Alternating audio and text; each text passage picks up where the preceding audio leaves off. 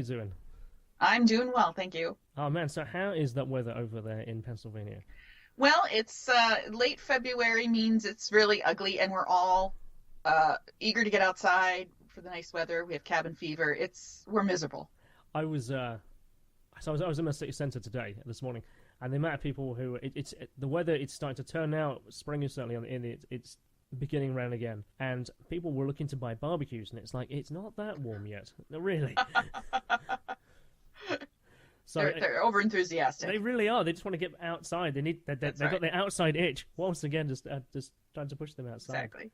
Man, so like I said, I came across your work and your blog, which I've got the website up on the page now of SharonAHill.com, because of a friend called Kenny Biddle. I'm not sure if he did a piece with you or whether he recorded an interview with a discussion. I mean, how did you guys get together? How did you find each other?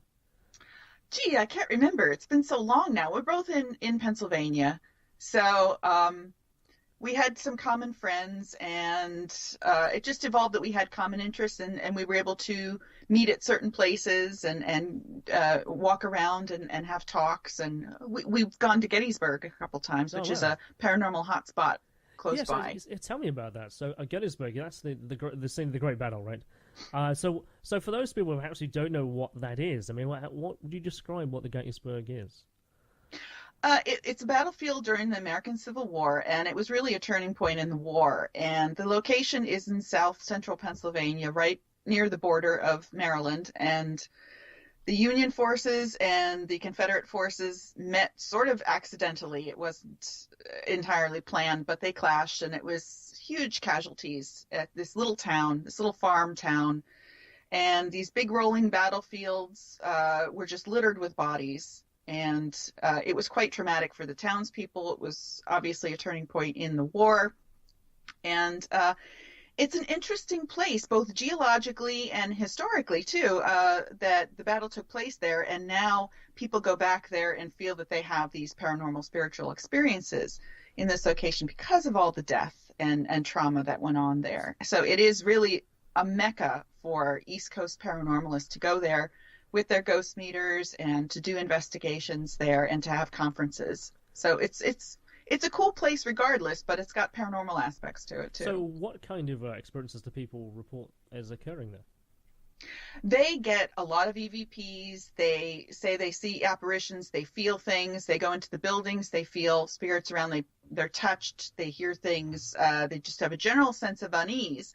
And I have never experienced any paranormal activity worth discussing, really. But if you go to Gettysburg and you have this very deep sense of, I call it like a sense of place. There's a strange feeling to get there because the battlefield is there's tons of memorials there all over. There's hundreds of memorial statues erected and plaques that show some authentic pictures of the time of the battle. So you actually see these dead people were lying right here where I'm standing. And you get that very eerie sense that history may still be there in the cracks of the rock and in the corners of the building, and you just feel it just feels very strange to be in a place like that. So I think people feed off that experience and that sense of place.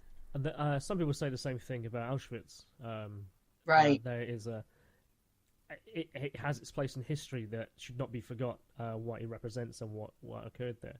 So, do you think that's the same kind of resonance that is happening there? That they feel the sense of, so this is a really important place for when things turned and changed. That should has a lot of memory, a lot of death, a lot of life, and a lot of story, character that has been sadly lost for various reasons. Right, And right. that, And that and people want to connect back to that history. They yeah. want to go back there and feel what it was like to find a way to experience it. And sometimes they do that through these paranormal interactions. Yeah, because I kind of want is there paranormal groups, and I've seen this a few times. They almost become like hobby groups that will go and experience these things, and they actually get their support from each other. It almost becomes almost a therapy to do that. Yeah. And I found that in a few groups that I've been involved with and ones that I communicate with. They're made up of very, I hate to use the word eclectic people. Some people who've had trauma or they're looking for answers, and they come together and have a common bond. And it almost appears that they're having have a social group that has a common interest, and that will be their weekly meeting, and they'll go and do a ghost hunt, or they'll go to a graveyard somewhere, and there's a lot of I think there's a psychological feeling of wanting to just come together, just to have the discussion, perhaps with like-minded people. Do you find that's the same? You can absolutely, yeah, absolutely. It happens with uh, people who have those common beliefs, not only in ghosts, but also ufologists do this, cryptozoologists do this, the Bigfoot hunters do this. They get to go out in the field and have a day out in the woods or spend a night out there looking for something, and it makes them feel important. It makes them feel special, that they're part of something special. And I wrote pretty much a whole book on how these paranormal groups are important in society. And they may not actually be getting good evidence that's showing that Bigfoot is real or that ghosts are any better evidence that we have over this decades of trying to look for these things. But they do serve a purpose in society, not only to each other, but to the greater society, because people have experiences. They have weird experiences, and they have to tell somebody about it. That's right, yeah. And so you have this community that's formed, whether either you're going to be part of this group and go to these investigations and research this subject, or you're just a person that has a problem in their house or in their backyard, or that they've seen something, had an experience. You have to share it with somebody who understands. And these groups provide that service. They do. In fact, I was at my workplace a few weeks ago, and there's a lady I met there. She, a customer effectively, and then she started telling me, she says, "Oh, I've seen you on TV, and could you tell me about this experience that I had 13 years ago?" Yeah. And it had such a profound experience on this lady that you're going, I don't think I could ever accurately tell you what it is, other than to say I can accept that you're telling me your version of events. I can hear you telling me your story. I can hear that it's had a very powerful emotional effect on you. But as to what it is and how it was explained, I cannot do that. I don't know anything that was happening in the area at the time. That's exactly right, yeah. Yeah, and that for a lot of people is very disappointing to hear. But when they talk to people who are, they're willing to go all out and believe everything and everyone before the reason kicks in, you find them repeating the story because they get that kind of buzz again. And that's an interesting psychological thing to watch happen in groups or when you go to seminars and talks. People will often go over the same point it is, or they've had just one moment in their life where something similarly unexplained has happened. And it could be down to sheer coincidence, but the coincidence is not a reason that they want to discuss or think or even talk about.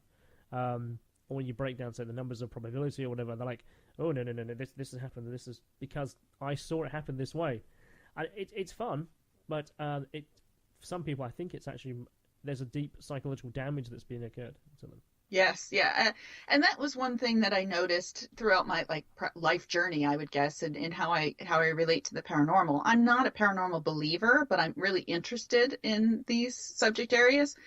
And I was disappointed basically in the literature that was out there of the general public information, the popular books and stuff. Just wasn't, I mean, it's the same stories being told over and over again, and I was more interested in details and people actually investigating. So I did gravitate into the skeptical community, and I was an active member there for many years.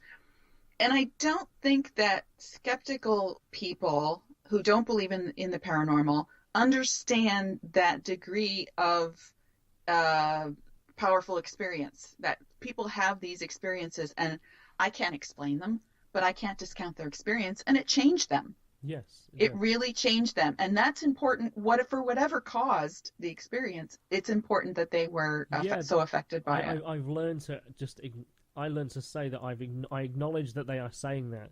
And for some people, I think that's actually just is more than enough for them to go, I've been believed, or I've been able to outlet that story upon to someone, and they're willing to listen. Even if it's just 10 minutes, even if they want to have a cup of coffee and tell me their entire story about it. And you find that from that, there's often some other threads going on as well. And it's almost like they actually want a counsellor who knows about these subjects that perhaps a counsellor wouldn't talk about, because they go, no, that's not rationale. And sometimes for many people, that's actually all they need. Yeah, they just need to talk. And they do indeed. So one of the reasons I reached out to talk to you is that I would have said at one time I was a person without reason, and I had some beliefs, and I wouldn't even say they were beliefs. They were conditioned upon me by the community of expectations that I thought were occurring. And it wasn't until I started going, well, how do we verify this? How do we check this?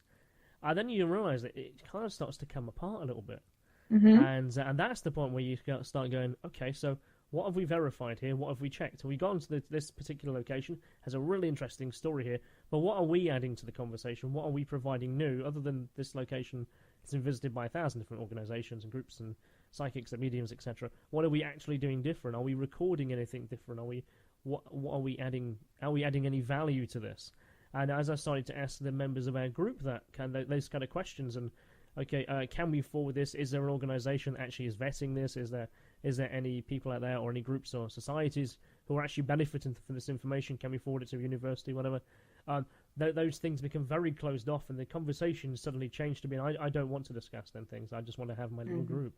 I mean, did you find that with some of the people you spoke to as well? Absolutely. There is going to be a number of people who do, well, to start, people are involved in the paranormal or these groups for an enormous variety of reasons. Many times they've had their own experiences, but sometimes they're just interested in it. And some of them are there just to reinforce that belief. And others are there because they want to know what's going on. And so they have a more critical take on it, and they start asking the questions, and they do evolve in their learning and their understanding. The people who just want to believe are there for a different reason, and they're just going to keep reinforcing that belief, and they don't want to be challenged.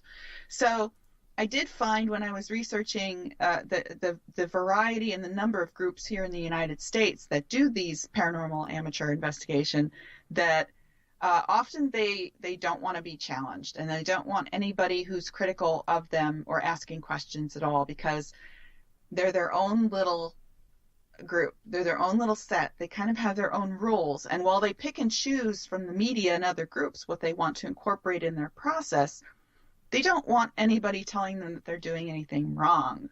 And I think that's one of the things that gets people into these groups, because there's no barrier. If you're interested, you can join. You don't have to have any qualifications. You don't have to have a scientific degree. You could just go there because you're interested and just help out. And again, that's an important part of our culture. These groups there's thousands of them. There really is. Around. Yeah. You mentioned something there quite interesting about, like, you don't have to have any qualifications or any knowledge going into this. You can just join a group ad hoc, as it were, and you can come in with your preset of beliefs, and you'll add to the melting pot. And I guess the idea of not being challenged, you know what comes to mind there is like the growing number of Flat Earth Society believers, and how that's changed quite a bit. And that's getting a lot of traction. And to watch that, I'd say, on the words of social media, develop. I just saw, like, on Netflix this morning, there's a movie like special on there. And it's like, what is going on? Yeah. These things are complicated. Cultural things are complicated. I think the flat Earth idea really feeds on the idea of anti-authority. Yes. We don't need authority. We don't trust authority, the government, scientists, whoever. And that does also come into play in other similar paranormal themes where the scientists aren't listening to us. We have to go out and do this. We have to prove, for example, we have to prove Bigfoot exists. We have to do it. We're going to be the ones to do it. They all feel that way. They don't really understand that's not how it works. One group doesn't prove it. One photo, one video can't do it. You need to have a collective consensus and understanding to move forward. And, that's what I found, that these groups, these investigators pretended to do science. They did sciencey things. Sciencey things, that's right. Not quite science, but sciencey sounding words. Exactly. But they miss the core of science, which is, a bigger consensus. It's testing, it's developing your theories and testing them and trying different hypotheses and working things out and getting everybody on the same page and coming to an idea of what's actually going on there. Yeah, because I do think with some things, there appears to be something that's actually going on, and maybe there is enough anecdotal evidence to say that something strange is happening in this particular area.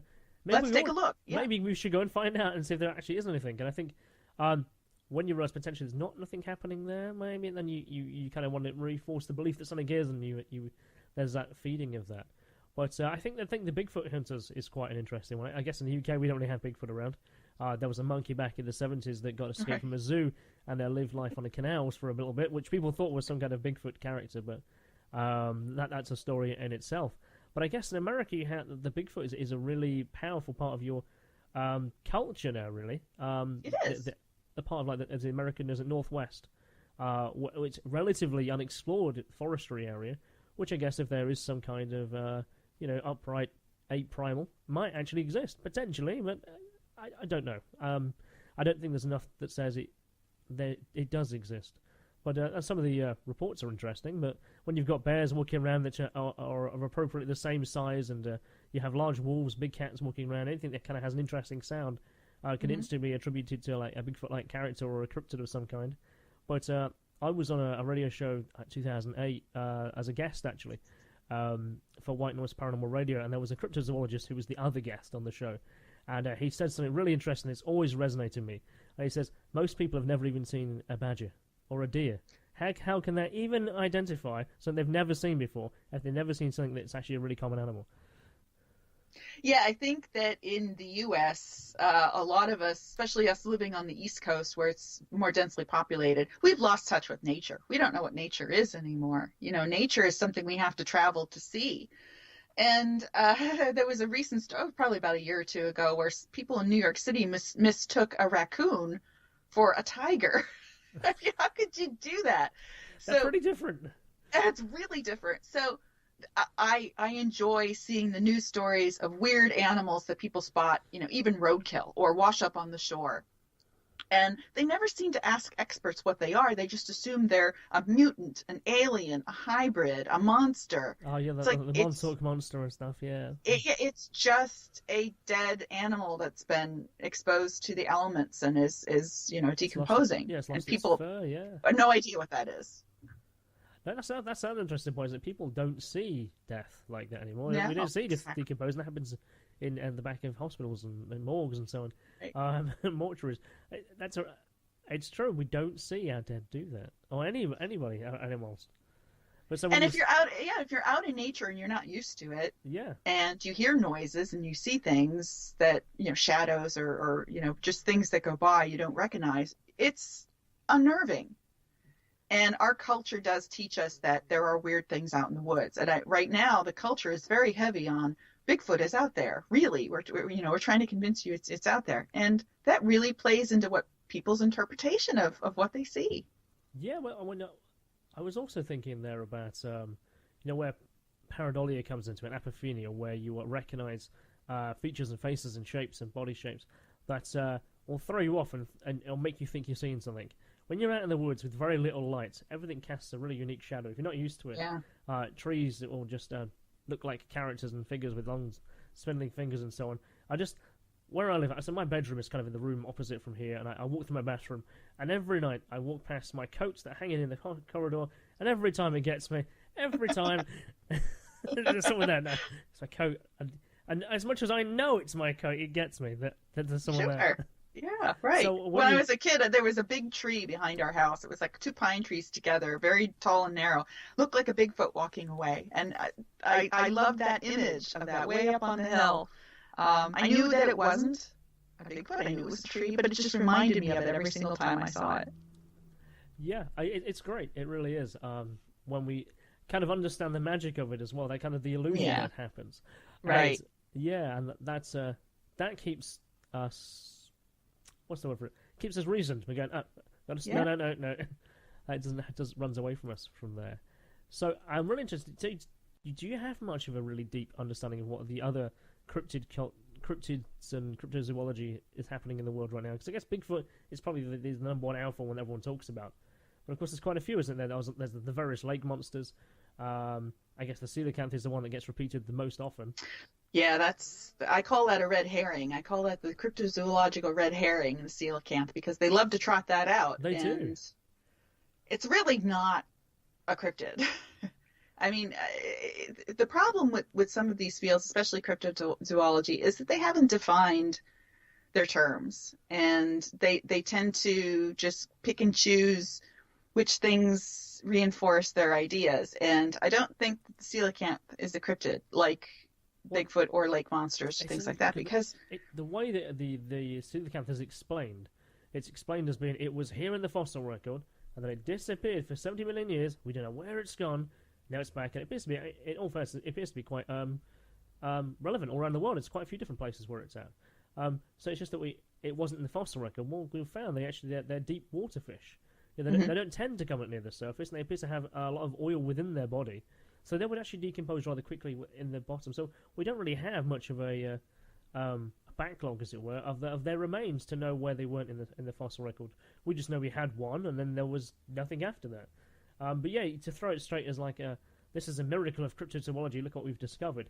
Not really. It baffles me every time I hear that thrown out there.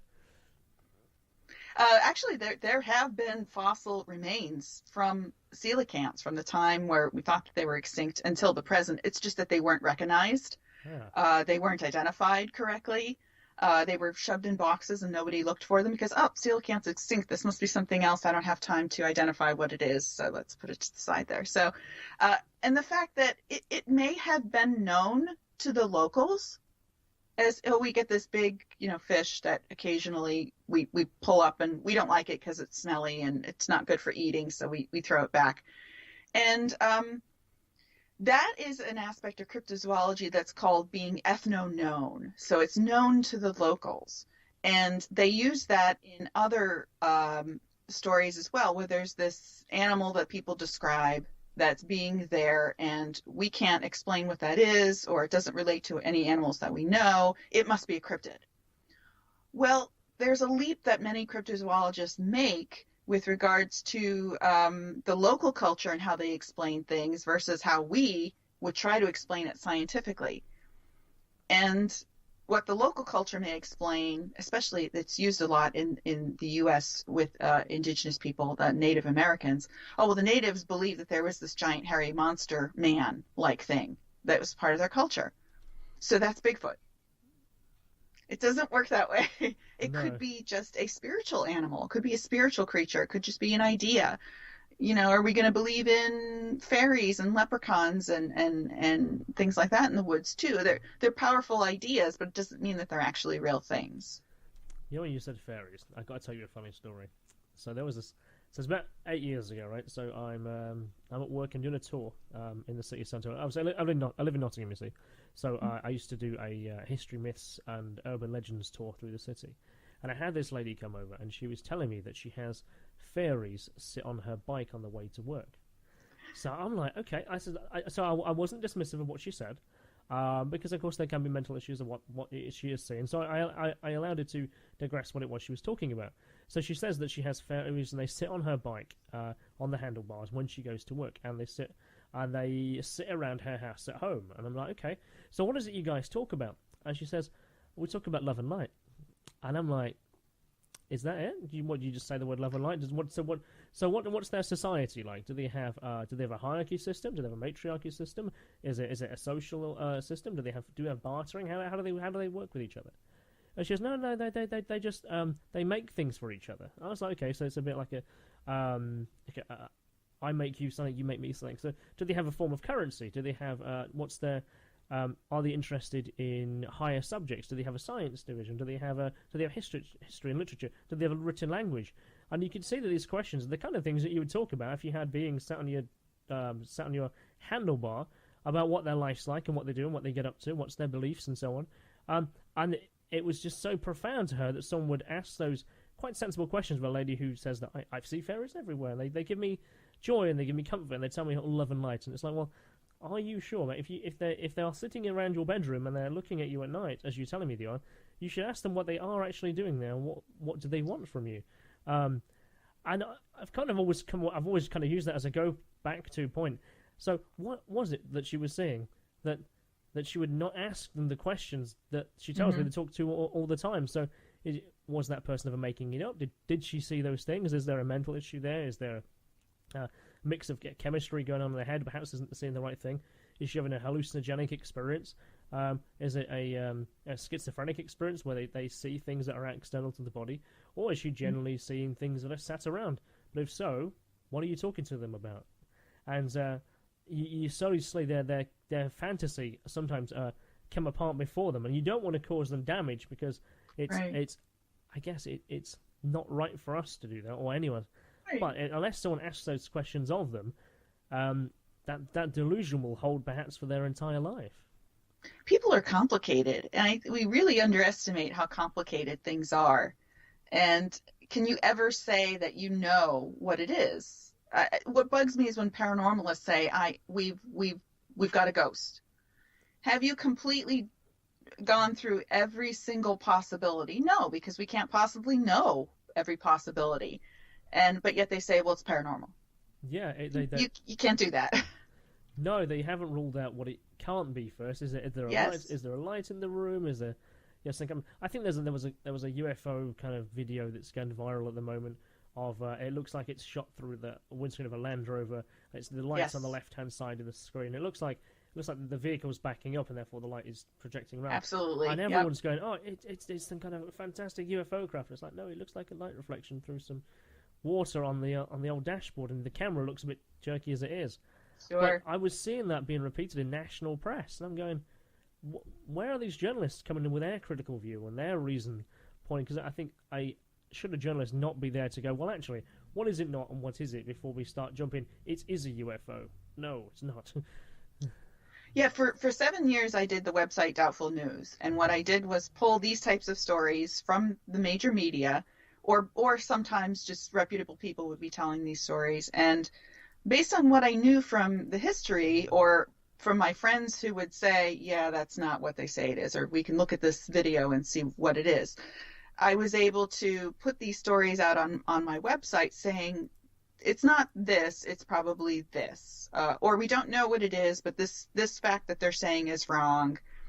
And what I found that was many of these tabloids, mostly where these things come out, but also get picked up by major news sources just for advertising revenue. They just love that people click on them. People are so interested. They want to see what the story is about. They want to give their opinion on what it is, which is really interesting. Well, I don't think it's this, it's this. It's definitely this. And you guys are all stupid because it's clearly this. And it was a way to participate in this mystery solving they thought that they were doing. But it's really just clickbait. No, people just kept clicking on the site. It's true. And they want to share it. And that's why you find there's a lot of they look like websites. And I think they're I think they're AI created or algorithm generated. Where it's a whole page. They looks like they've snipped literally a sentence from a news source, and it's surrounded by adverts. And they're the pages that get shared on social media, rather than the actual news source themselves. And sometimes you have to go, I'm not going to click on ES. Well, this news source here, I'm going to go to the actual news source myself, and it's just awful. And you realize there's actually not much content within there, and it's like, oh, if you need to find the next picture or the next, then you press right, and it'll reload a page again full of adverts, and they get clickbait from the impressions being shown. Like you said, I think that's how a lot of journalism, a lot of Twitter is these days. It's please come to my site. I've got this opinion to say, but I need you to come to my site so I get paid for my revenue, rather than it was very frustrating. Very, very, very shallow. Very shallow. When they literally just will copy and paste one paragraph, or even just a sentence from somewhere else. It's like, come on, you haven't even linked it to where you got the source from. It's terrible. I used to have people just scrape my entire stories from my site and put them up on their sites. Yeah. Sometimes even with my copyright notice at the bottom. They just didn't care. They just printed the whole thing. And it was surrounded by ads, and people would share those stories, like you said. When I find a story like that, I constantly have to go and click through each one of the links that they have, or I will take the keywords and I will Google the keywords to find all the sources and see how much they match and how much they're just pasted into other places, which it's huge. I'm not sure that there's much journalism being done at all anymore. These are sensational stories. They know there are people going to click on them. They just post them without any thought whatsoever. And that's why I started the website. But yeah, and there's a huge loss in critical thinking. Mm-hmm. Or just like, I think we all like to read something silly that's a bit of fun. You scroll down Facebook, or you look down your Twitter feed, or you're rolling through your news feeds that are coming through. I mean, it's quite obvious to some that what's an ad and what's a news story. And the news stories, again, are just they're a clickbait headline. You must click this. This is really interesting. 10 things you can do today. I'll have a look at that. And you come away from it going, why did I do that? Yeah. Why did I do that? Or you go down the rabbit hole either there or on YouTube because you've clicked on the next thing. It's it's terrible. We've all done it. But so what? Do we read books anymore? I don't know. I mean, I I think wish people did read more books. I think I've got books, but no. So do you think then paranormal acceptance is a belief that's now a majority?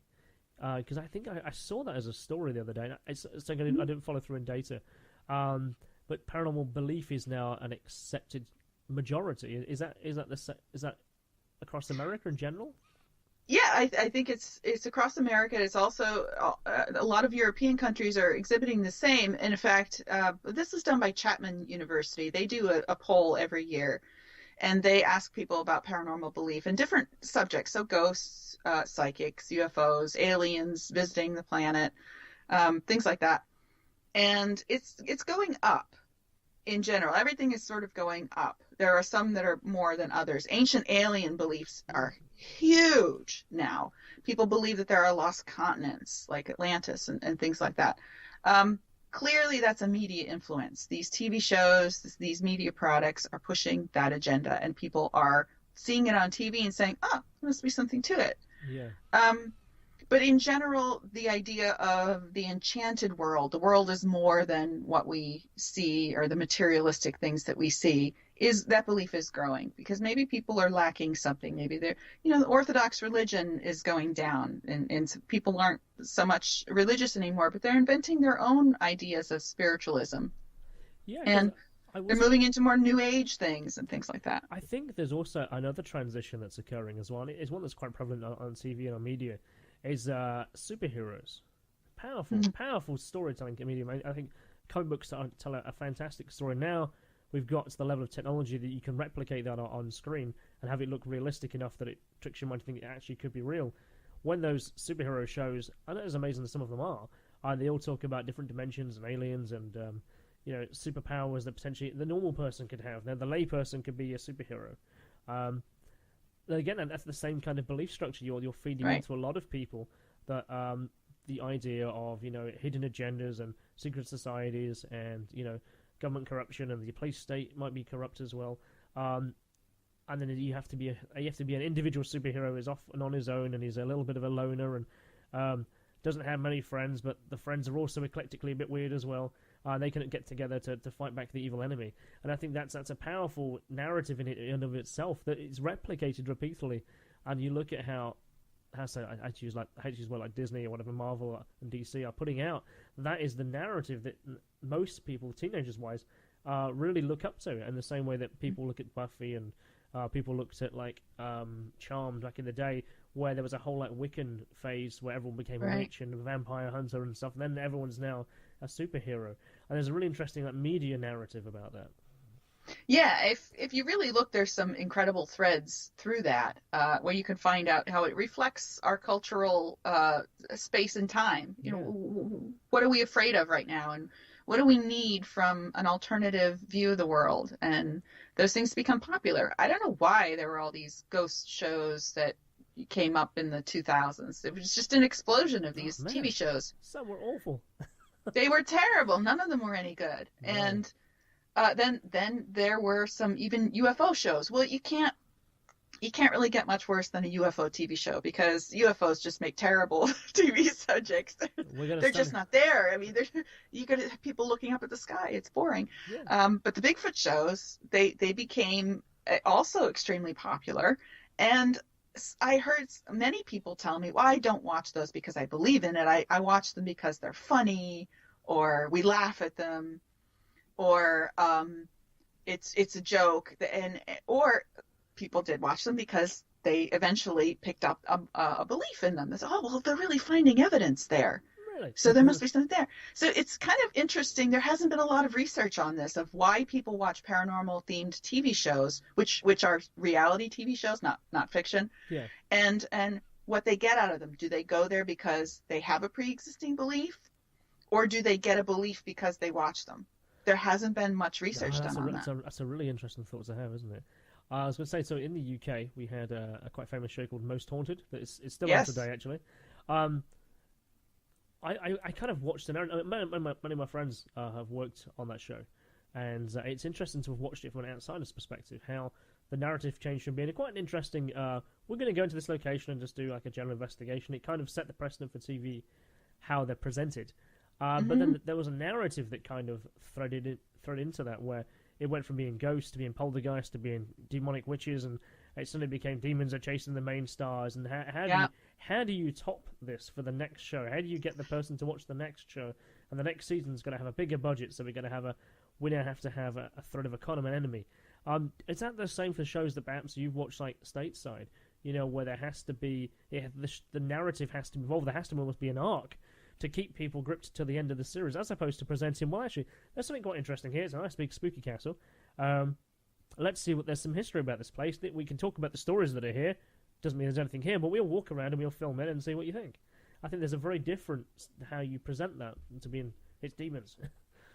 Yeah, the demon thing was quite shocking. Although it happened, probably it was introduced with the idea of, there was a show called Paranormal State, which was a group of college kids that were working actually in Pennsylvania, and they brought in the person on the show was Catholic, so you bring in that baggage that you have of religion, and then they would bring in Lorraine Warren as a consultant, and of course.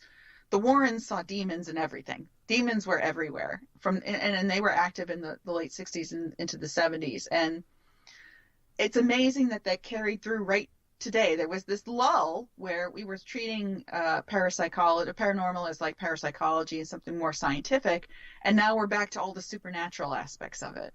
I'm not sure why, but yeah, the demons are huge, and even the ideas of Satan and is manifesting in TV shows and media today for kids. So these things come in waves. It's true. There's like a rich source of like psychology and sociology that can be investigated there.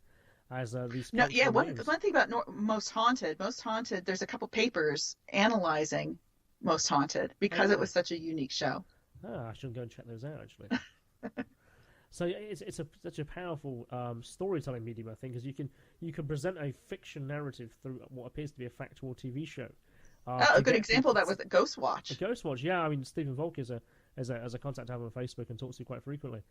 He obviously wrote that show, and he always, whenever anyone posts something about it, he always shares it out and goes, it's interesting the cultural narrative that's stuck into that. I can remember watching that live at about. I think I was about 13 years old, and I can remember watching that and going, really? That was powerful. And I didn't quite get it at the time.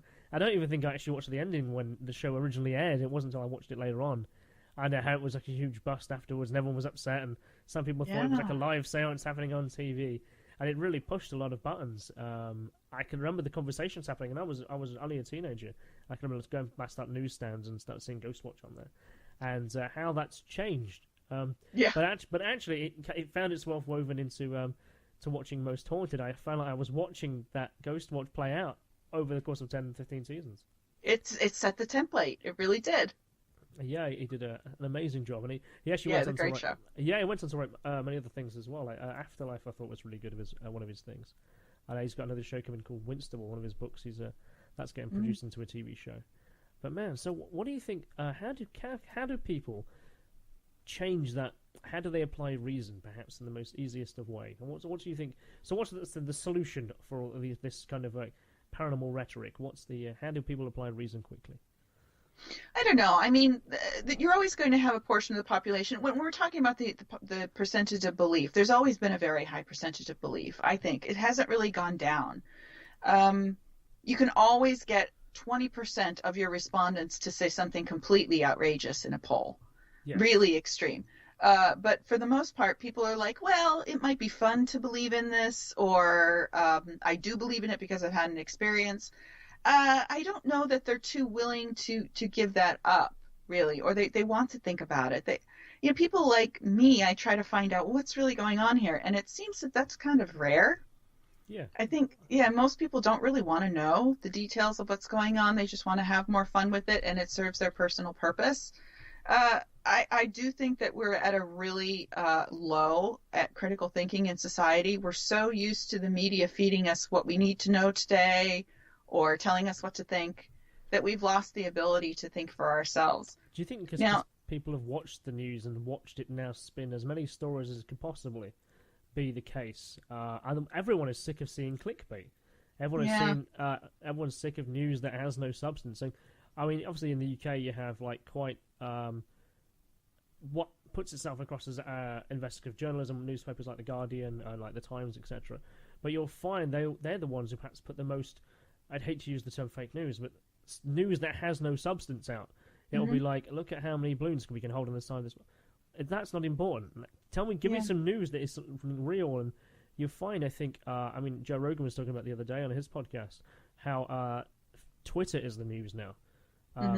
So now, and that there's certain journalists who work in certain fields, they only have their friends or their news type of network, so they are only kind of tweeting to each other. So it's reinforcing the narrative that is the news, as opposed to them actually analysing what is the real news, what's really happening out there, what's really happening on the streets of Newcastle. Is there really why is there such low unemployment but everyone doesn't have any money? How does that work? Is it 0-hour contracts? No one's asking important questions anymore.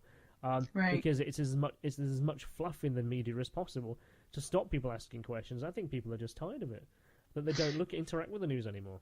No, we don't have a quiet. We're so bombarded with this information all day long, and it's even sometimes hard to turn it off at night to go to sleep. Do we ever stop and have quiet time and think about things, or do these deep dives into these questions, because they're very complicated and they don't have simple answers? It seems like we always want those simple answers, but it takes time to think through these things. It's true. I joke that 10 steps to a new life. Everyone wants the quick how do I get myself fixed routine. Or how do I fix society? Oh, this person promises that they can fix things with just a simple. Let's just build a wall. Yeah, exactly. Or just a signature. That's a really prime example, isn't it? Now he's going to follow through with something like that. In practical terms, they're very difficult, but in terms of a slogan, amazing. Yeah, no context there. No. I mean, it's just like we're just going to do this. Well, what does the data show that the actual problem is? What will fix the actual problem? How much money will this cost? Is it worth the money? There's so much that goes into thinking about these things. Nobody thinks about these problems anymore, or at least we don't see them doing that. No. We see the very shallow answer thrown out. Yeah, I think the social media has changed the way that matters are discussed now. Everyone can put an opinion out there very easily, very quickly, and through the melting pot of the internet, can get even the most silliest idea can get shouted up to the top of the pile quite quickly, which then it has to be responded to in a way, and often it is of so little substance. Unfortunately, there's a lot of voices shouting about it that it has to be enforced or regulated or put through, often just to shut it up. I'm really scared with social media these days, because it seems to be doing more harm than good. I mean, I know it has great good, where people are able to communicate across the world all these ideas and reach the entire planet with these ideas and what's going on. But on the other hand, we're overwhelmed with these horrible voices that are just drowning out any reason. Yeah, there's reason is the hardest thing to get through to some people. And you can't do it in Twitter. I mean, it's this big. I mean, it's not that much room. So it's 200 characters these days. Can you communicate an idea? You can't. I think it's an interesting idea, though, to simplify an idea to 140 or 260 characters. Actually, it's profoundly psychologically interesting of how you can take a sentence. Because after that, I've wrote something and I've gone, well, I've got to change this run. How do I keep the same context, but it means the same thing? And you can have fun with that. But I think when that's the only way you're communicating to the world, and if you've got teenagers or whatever, you look at their messages, how they talk to each other, and you realize they communicate in one-word sentences or words. It's like the language is breaking down because of having to shorten things and make things simple for everyone. And when you realize that, say, like at university and at colleges, qualifications are made simpler because there's a low pass rate. Let's diversify that. Let's make the paper slightly simpler. Is the IQ and the rationale of what the end product would be? They're not quite as smart as they should be anymore. But we have to give them a piece of paper what says they are, and I think that's a dangerous precedent as well. Right. I hope that they're smarter in new ways. I hope that the generation coming up. I mean, I have two kids. They're not little. I mean, one's 20 and one's 15. So I see them smart in different ways than me. They don't read books, but they're savvy in other ways that I wasn't. So it's interesting to see that evolution in our culture. Yes, it is. If you were a person who saw a ghost or saw a UFO, how do you tell them that's not what it is, but this is what it might be? What's the easiest way to explain that, do you think? I'm not real good at that. No? And people write to me with their stories a lot, and they say, like you said, I'm going to tell you my story. Tell me what happened, or what do you think it is? I wasn't there. This is your experience. I wasn't there. It went through your lens of life experience and your perception, and I can't possibly comment on it. And I've pulled away from that. I think when I was younger, I tried to do that. Oh, it was probably this, it was probably that, and I realized that that was not a good way to do things. And I don't think it helped people to do that. No. And it certainly wasn't correct because I had no idea what it was. So I don't really like people to tell me their stories and then say, well, what do you think it is? I don't even much like anymore when people give me photographs or pieces of evidence and say, what do you think this is? I have no idea. I don't know, because the context is so broad what it could be. I think people tell me these things and I nod and I try to be sympathetic because I realize that it's been a powerful experience for them. And I'm still learning to ask those right questions on how to progress the conversation a little bit. I've been through a couple, I think, I kind of think of it as like a pendulum, and in the way my belief has swung. I used to be a believer, then I was a very total skeptic, and now the pendulum keeps swinging back and forth, but is slowly settling to the middle where it's like, I'm not sure I'd really, want to make a conclusion about it at all. I'm fine with saying I don't know. Yeah, that's a really nice place to put yourself, isn't it? I don't know. We can talk about it, but I have an interest in it. But actually, I don't think there's an expert who can give you the answer that you would be satisfied with. So that's the question. That's the answer I put to you. Is I can't give you an answer. Can you accept I don't know? Yeah, that's interesting, but I don't know. That's it. Yeah. Not many people are comfortable with that though, because they want an answer. They want the absolute, this person, this has been holding on to me now for 10 years. How do I move on from it? Well, it's one of those things. Sorry. Yeah. So just accept it as your experience and move on. Oh man, actually, there was something I was going to run by you. Actually, there was a news article I think came out yesterday. It was actually about Amelia Earhart, possibly the most famous female pilot, and she's the most used trope, I think, for disappearing people. Absolutely. And I've always seen it. I've gone, but I'm sure they actually found her diary like 60 years ago, and they found a number of objects on an island, and they never found her body, admittedly. And it's come out. They've now I think it's the U.S. Aviation Recovery Authority has now believed to have found her plane. They've dived down there. They've found her plane. And but for so many years, this has been used as like she went through the Bermuda Triangle or the Devil's Triangle. She was kidnapped by aliens, and I think that will now disappear. And then I saw a meme this morning that was about how interesting is it that no one disappears in the Bermuda Triangle anymore. And I was actually, have these things moved on? So have we moved on from Amelia Earhart having like alien abduction problems and the Bermuda Triangle no longer being something that sucks and makes ships disappear and stuff? Have we now moved on from those mysteries that we now? Well, I would hope that maybe people have finally come to the conclusion that, maybe there really isn't anything going on there. I still think they do come in waves. Why is flat Earth coming up again? It's just strange things that do come in waves because they work at the moment, I guess.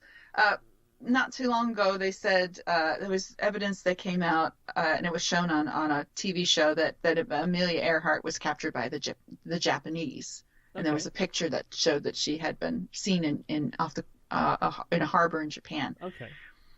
That was it was a terrible picture. Clearly wasn't her, and the place and the time was completely wrong. But yet, no work was done to verify this, and that's the story that people got. That Amelia Earhart was seen here, and they didn't get the follow-up story. I'm hoping that maybe for the internet age, people are curious about these subjects and actually go online and look and see more of the story than just the believer aspect. Yeah. There's sometimes like Wikipedia articles are pretty balanced. They are, yeah. I don't know how Wikipedia gets a bit of a bad press, really, but generally it's sourced at the bottom. You don't have. You could read the person who's wrote the facts above into a statement or a paragraph, but actually you can go to the bottom and go check out the sources yourself. And I would encourage. If you're really interested, you can get the fuller story. Yeah, yeah. I mean, you got to condense it all yourself to process it, as opposed to reading someone else's Yeah. work there. So yeah, it's really interesting the way the internet works. The hive mind, or the fact that people these days have access to so much information. That I think that's perhaps where it goes wrong. We're so bombarded with so much information. I don't think our human minds can comprehend how much we've actually got in a palm of our hand in our phone, or when we got Right. PCs and everything around. There's so much information being thrown our way that I think it's overwhelming for many people. I think people now have more anxiety about what they're going to read on the news or what in their phone than at any time in history, because you have Yeah, everything. I agree. I know I do. Yeah. I feel like I can't keep up. I can't keep up. Even for like if I pick one topic, I feel that I can't possibly get everything on that topic and analyze it and digest it to the point where I could tell you that I'm some kind of expert. I never feel that way. No. I feel that there's always too much out there that I haven't yet explored or haven't read or haven't thought about. It's true. It really is. There's so much out there that it's just almost too much for everybody. And Do you ever see that, like Dunning Kruger curve what's that? about knowledge and confidence?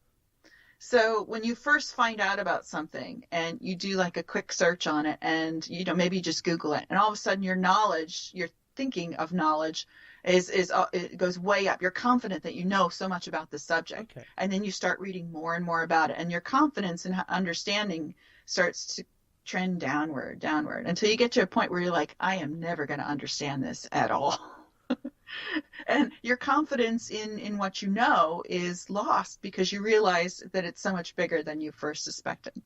No, that's a really interesting observation that's been made. And I guess perhaps we've all perhaps been guilty of at some point. We've gone, okay, I'm going to go find this out because isn't it like Socrates? What if we wrote everything down, we would not be committing as much to memory anymore. So the fact that we say that we're knowledgeable, we know certain stuff, is that because we know we can go on Google and find the answer, even though we actually don't know it ourselves? So it's not even written down anymore. It's in the ether. It's a skill. Yeah. That you know where to go to find information. And I think that teaching kids these days how to sort through all this information is a skill that maybe we didn't need when we were growing up because there was more of limited options of sources to use. Now they've got everything, and they need to know how to sort through what's good and bad. Yeah, and there's a lot out there of all sides, and everyone's got an opinion, everyone's got a voice, everyone's got their view on how it is, and everyone can now self-publish, everyone can write a blog, everyone can write, and you're just like, damn, how do I find an actual story nugget in there? Even if I just wanted to search and just discuss, I don't know, Roswell, for instance. Nah, I'm not even gonna. Oh my gosh! Wouldn't even try. Wouldn't even try. And today you can self-publish your own book. Yeah. Like that. And I've gone through a couple, to go back to the paranormal theme, paranormal self-published books. They're so awful. They're just waste of paper. So many of them. It's rare that I find one that's actually worth reading, but yet these books get passed along to each other. Said, well, I'm an expert. I wrote a book. Yeah. Well, my book took 7 years to write. It takes a very, very long time to do good work. It does. But it's so easy to do bad work. You could just throw it out there, and people throw out these books several a year, and they're just not all that good. No, and what's inside them? It's just, was it, like you said, it wasn't worth the paper it was printed on if you got a printed version at all. Yeah. Yeah, I've never actually owned a really bad paranormal book. So I guess I've always picked and choose the ones I've bought. That's good. I have done for a long time. I guess I know the people. I will literally go and approach them directly and go, why would I want to buy your book? Tell me about what's inside. What's the worth of it? And you have that conversation. And you go, maybe I'll put that one to the side, but I'll buy this one instead. But there's nothing wrong with a good book out there. There's plenty of books on the paranormal that are actually really good, or resource articles and magazines and so on. I've had quite a few. I've had quite a few articles myself published in Paranormal Magazine and Supernatural Magazine, but there's so much to get through, and I think for people jumping on board, how you've just watched your first sightings program, or you've just started watching Beyond Belief, or you listened to Coast for the first time. For many people, where do they start? Would their recommendation would be to go to SharonAHill.com instead? I've actually stopped blogging a little bit Yeah. because I had that feeling that I didn't know enough to say anything original or useful, and that's my own hang up because I probably could do it. It just it didn't occur to me that I thought that was useful. But Oh man, um, I give there's you a so high many. five. That's my problem. That's the same position I'm There's in. I don't want to write about it because I don't think I'm adding anything new to the conversation. yeah. Like I said, it does take a lot of work to contribute something original. Yeah. And a lot of these websites are just rehashing the same old stuff. And it's frustrating because you see the errors propagated as well. Yes, you do. And blogs are kind of dying now. I'm not getting as much traffic.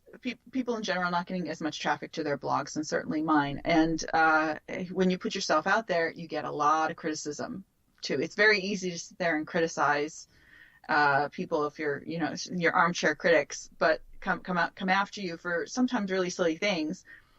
So it is hard. It is hard to put yourself out there these days as a blog. And I'm struggling right now. Do I want to write another book?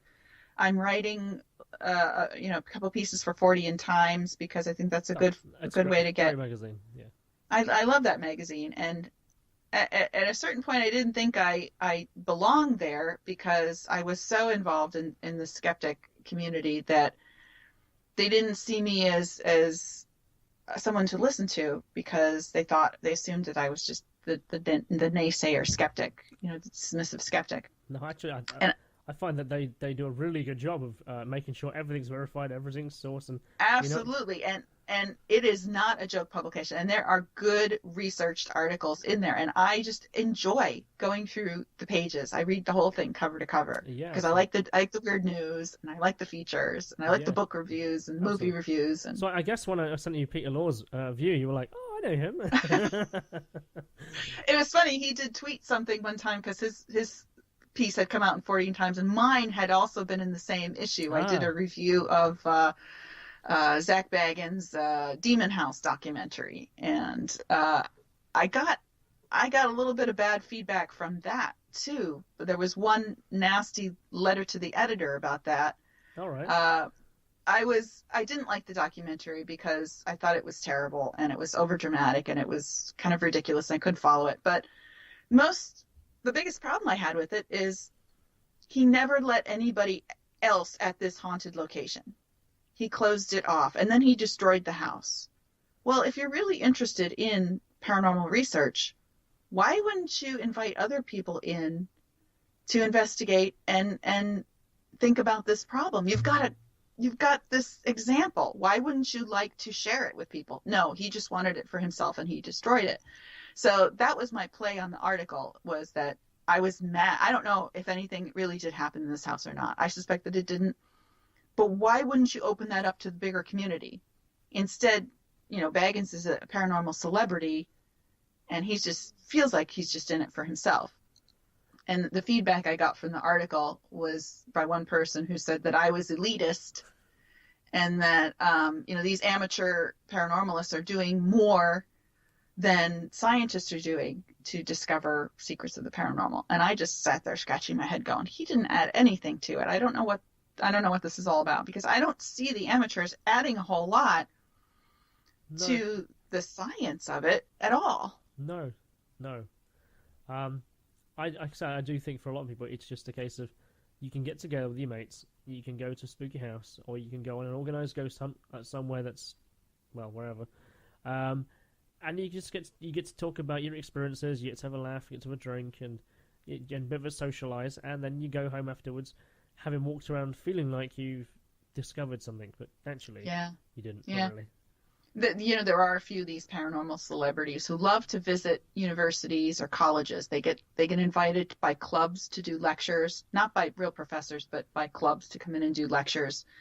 And they'll make a big deal about the fact that they have appeared at a university or they're teaching a class or something like that. And it's just sort of it's cheating the authority. You're not really a professor. You're just there to give a talk. And they just enjoy that sense of authority that they have. And the media also treats them like experts. Yeah. And they get a buzz off that.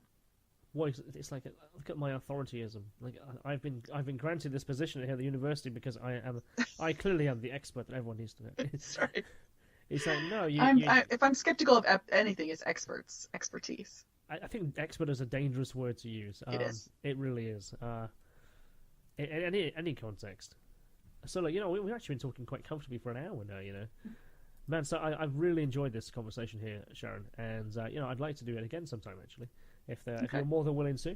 Because I guess we've kind of cut across a whole broad section, everything from cryptozoology to the sociological and the psychological background, even geography, which maybe that's something actually we should tap into a little bit before we go off. Is that how much do you think geography and geology of an area plays into the beliefs of people? So I don't know if you there's that place, I think it actually is in Pennsylvania. It's like the huge giant snake mound. Is that Pennsylvania? I think it's Ohio. Ohio. Yep. So a lot of Serpent people, Mound. Mm-hmm. Yeah, that's right. So a lot of people ascribe that to being ancient aliens and so on. So when potentially it was built just because it looks like a snake. Yeah. Could be an big art project. It has a lot. I think it does play a lot to do with it.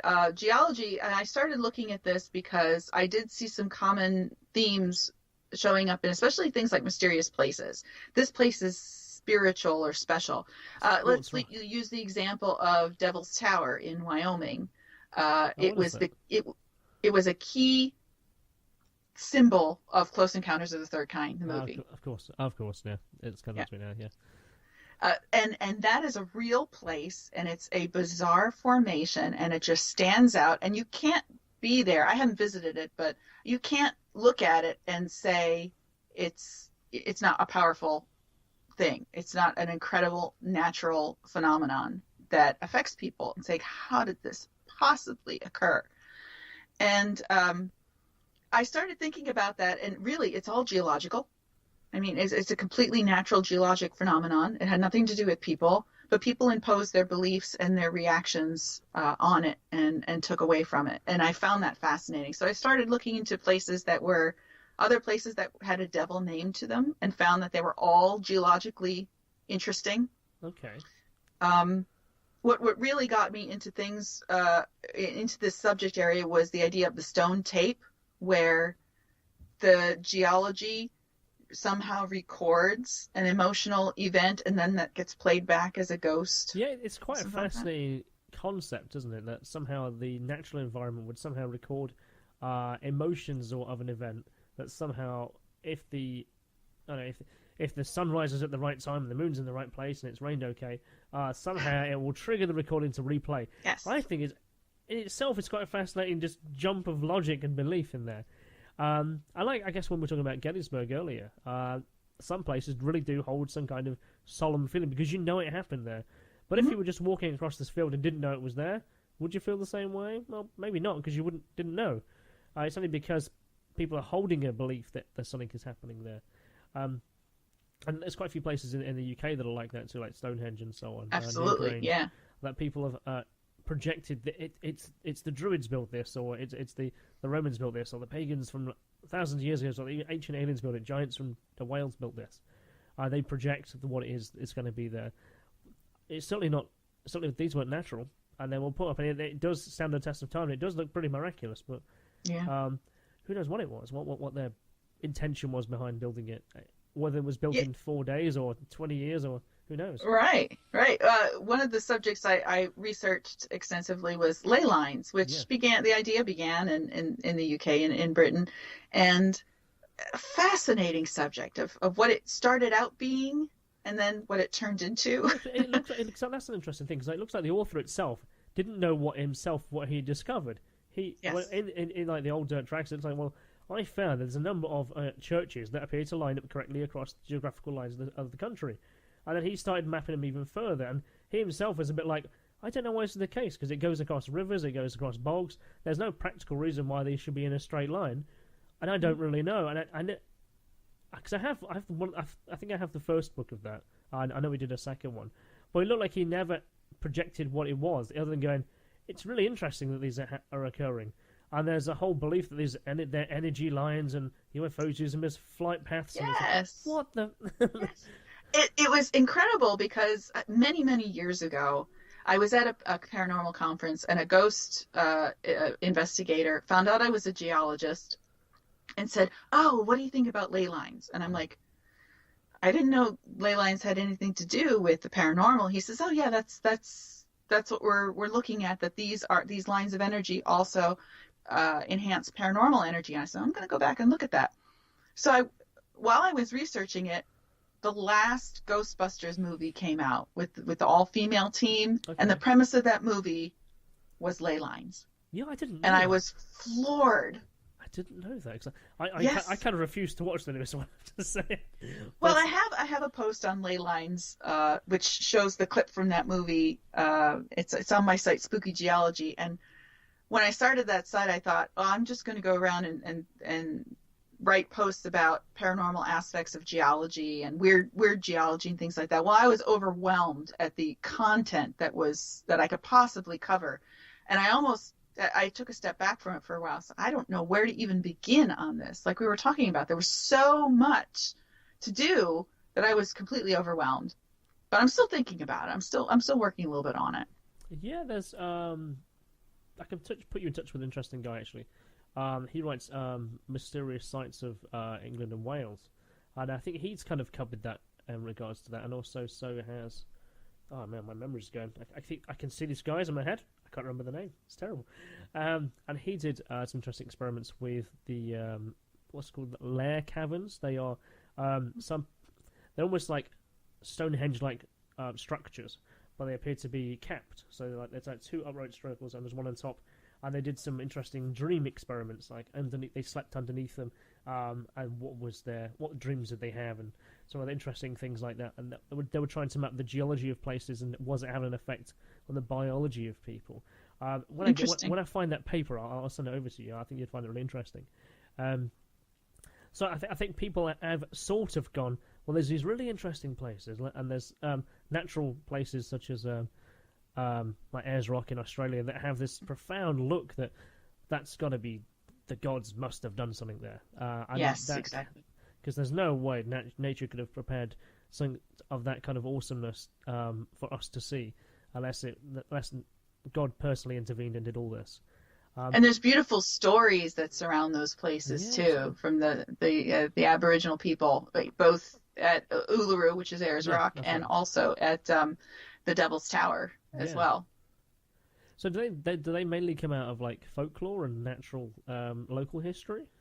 The indigenous people looked at those sites and said Wow. this was the gods. The gods were here and something miraculous happened, and the story got woven into their culture, and that's what they believe as the creation of that object. And it's beautiful.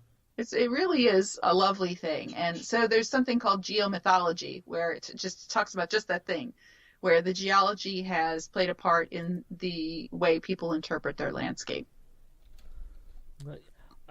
That's interesting, isn't it? It really is. I think about in the UK, it's quite interesting how all these stone circles they've now sunk to the point they're barely above the surface now. There's quite a few. Mm-hmm. I live, like I say, I live in Nottingham, and there's two or three here. But in Derbyshire, just like a county over, they're everywhere. But they've sunk so much because the ground's got wet over hundreds of years, and I think maybe 50 years they'll all be gone. So will they ever be That's seen right. again? Will they ever be seen? Map them now, preserve them now. That's it. I'm trying to. I'm sure I saw a documentary also that I think it was Siberia. They have these giant stone bowls they found that they have no idea what they are. They appear to be half cupped into the ground and they're just strewn around.